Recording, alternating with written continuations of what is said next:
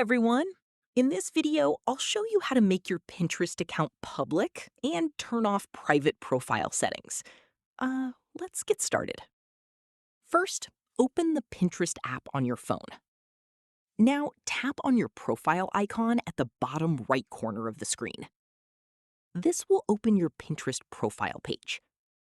Next, tap on the settings icon at the top right. Inside Settings, look for and select Profile Visibility.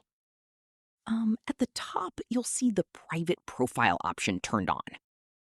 To make your Pinterest account public, simply turn this option off. A pop-up menu will appear at the bottom.